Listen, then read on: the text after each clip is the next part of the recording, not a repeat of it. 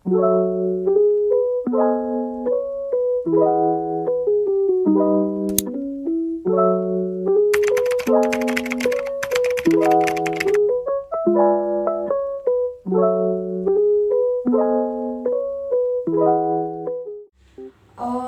Swastiastu.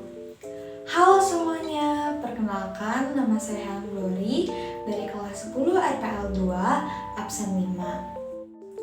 Pada hari ini saya akan menyampaikan materi tentang teori masuknya agama Hindu ke Indonesia. Nah, kalian tahu nggak sih ada berapa teori yang masuk ke Indonesia? Ya, ada 5 teori yang masuk ke Indonesia. Yang pertama adalah teori Brahmana, teori Waisya, teori Ksatria, teori arus balik, dan teori Sudra.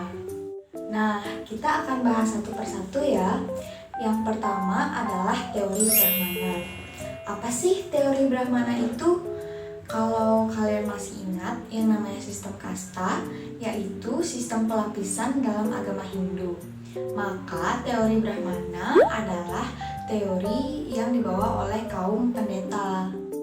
Kalian tahu nggak sih siapa yang mencetuskan teori Brahmana?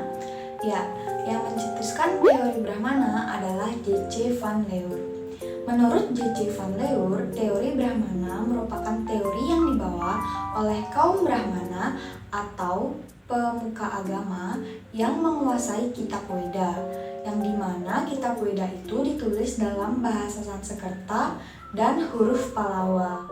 Maka di sini hanya para pendeta lah yang bisa membaca kitab Weda. Hal ini bisa dibuktikan dari banyaknya prasasti-prasasti yang ada di Indonesia, seperti contohnya prasasti Tarumanegara, prasasti Majapahit, dan prasasti lainnya. Prasasti-prasasti ini banyak sekali ditulis dalam huruf Pallawa dan bahasa Sanskerta, yang dimana itu dikuasai oleh para kaum Brahmana. Maka di sini teori Brahmana menurut J.C. van Leur bahwa masuknya agama Hindu ke Indonesia karena adanya peran serta golongan dari kaum Brahmana, yang dimana mereka menyebarkan agama Hindu di Indonesia. Karena yang paling mengerti tentang kitab Weda adalah kaum Brahmana. Nah, kita akan lanjut ke teori yang selanjutnya ya, yaitu teori Waisya. Teori Waisya ini dicetuskan atau dipelopori oleh N.J. Krom. N.J. Krom mengatakan bahwa yang menyebarkan agama Hindu di Indonesia adalah golongan Waisya. Golongan Waisya adalah golongan para pedagang. Nah, para pedagang-pedagang India yang melakukan perdagangan di Indonesia, secara tidak langsung mereka pasti akan menunggu di Indonesia karena jalur pelayaran antara Indonesia dengan India masih menggunakan kapal layar, yaitu kapal yang bergerak dengan bantuan angin. Ada 2 angin setiap tahunnya, yaitu angin muson barat dan angin muson timur. Maka sambil menunggu angin untuk kembali ke India, mereka, para kaum Waisya ini bertempat tinggal di Indonesia. Sambil berdiam diri, mereka menciptakan kampung para pedagang agama Hindu. Nah, di sini secara tidak langsung mereka menyebarkan agama Hindu di daerah setempat karena mereka melakukan interaksi kepada masyarakat setempat dan juga melakukan akulturasi. Nah, disinilah mereka menyebarkan agama Hindu di Indonesia. Jadi, menurut N.J. Krom, yang menyebarkan agama Hindu di Indonesia adalah kaum Waisya atau para pedagang. Nah, sekarang kita akan masuk ke materi yang ketiga, yaitu teori Ksatria. Teori Ksatria dalam sistem kasta artinya adalah para bangsawan. Teori ini dipelopori atau dicetuskan oleh C.C. Berg, Mukherjee, dan J.L. Muenz. Menurut mereka, penyebaran agama Hindu di Indonesia dilakukan oleh kaum Ksatria. Berdasarkan kasta dalam agama Hindu, golongan Ksatria menempati posisi kedua di bawah golongan Brahmana atau para pendeta. Lalu, siapa saja yang termasuk ke dalam golongan ksatria? Berdasarkan namanya, golongan ini mungkin saja hanya terdiri dari para tentara.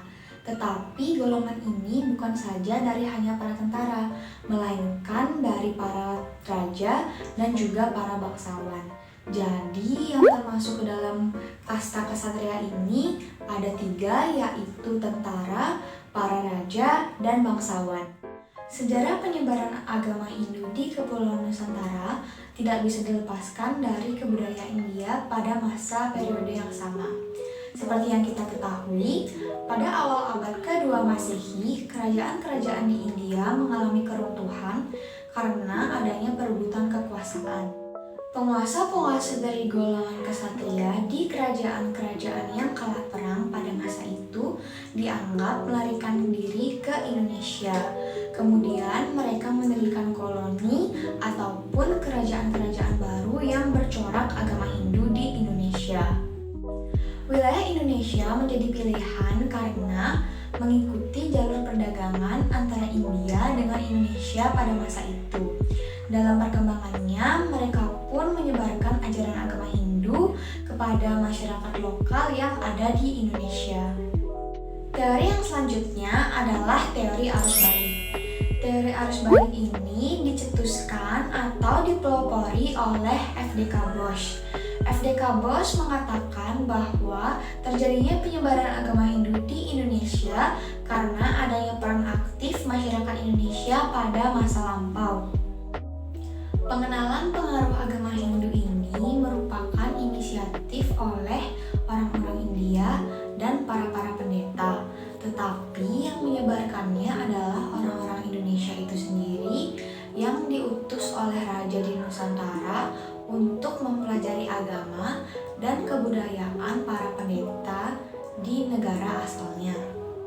Setelah utusan tersebut menguasai ajaran agama, maka mereka akan kembali ke Indonesia dan menyampaikannya kepada raja. Selanjutnya, raja akan meminta kepada para utusan untuk menyebarkan dan mengajarkan pengetahuan yang telah diperoleh kepada penduduk atau rakyat kerajaan. Hal tersebut tentu saja berpengaruh terhadap berkembangnya ajaran agama Hindu dan juga terbentuknya kerajaan-kerajaan yang bercorak agama Hindu di Nusantara. Teori yang terakhir adalah teori Sudra. Teori ini dicetuskan atau dipelopori oleh Van Faber. Van Faber menjelaskan bahwa penyebaran agama Hindu di Indonesia ini diawali oleh kaum Sudra atau budak yang bermigrasi ke Indonesia. Seperti yang kita ketahui, Sudra merupakan kasta yang paling rendah di dalam agama Hindu. Mengapa sih mereka melakukan migrasi ke Indonesia? Ada beberapa alasan ya mereka melakukan migrasi ke Indonesia. Salah satu kemungkinan terbesarnya adalah mereka terlalu menderita di India dan juga mereka diperjualbelikan di sana. Mereka datang ke Indonesia karena mereka ingin mengubah nasib mereka. Mereka ingin mendapatkan kehidupan yang lebih layak dan juga mendapatkan kehidupan yang lebih baik. Oleh sebab itu, golongan kaum Sudra memilih untuk meninggalkan India dan pergi ke daerah lainnya. Jika di India, mereka dijadikan sebagai budak. Tetapi setelah sampai di Indonesia, mereka mendapat kedudukan yang lebih tinggi dan juga lebih dihargai di masyarakat karena tidak ada sistem kasta yang mengikat. Dan ketika datang ke Indonesia, mereka sudah pasti beragama Hindu. Dan di sini mereka menetap di Indonesia dan menyebarkan agama Hindu kepada kaum pribumi yang masih bersifat animisme dan dinamisme.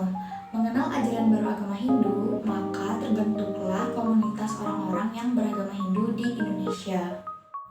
Nah, tadi kita sudah belajar tentang teori masuknya agama Hindu ke Indonesia. Sekarang kita akan menyimpulkan apa saja yang tadi kita sudah pelajari. Tadi kita sudah belajar tentang 5 teori ya. Yang pertama adalah teori Brahmana yang disebarkan oleh kaum pendeta. Yang kedua adalah teori Vaishya yang disebarkan oleh kaum pedagang. Yang ketiga adalah teori kesatria yang disebarkan oleh kaum bangsawan.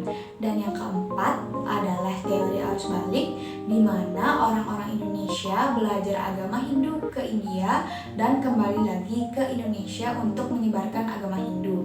Dan yang kelima adalah teori Sudra yang disebarkan oleh para Buddha. Sekian yang dapat saya sampaikan hari ini. Mohon maaf jika ada kesalahan materi yang saya sampaikan. Semoga bisa bermanfaat bagi kalian semua dan sampai jumpa.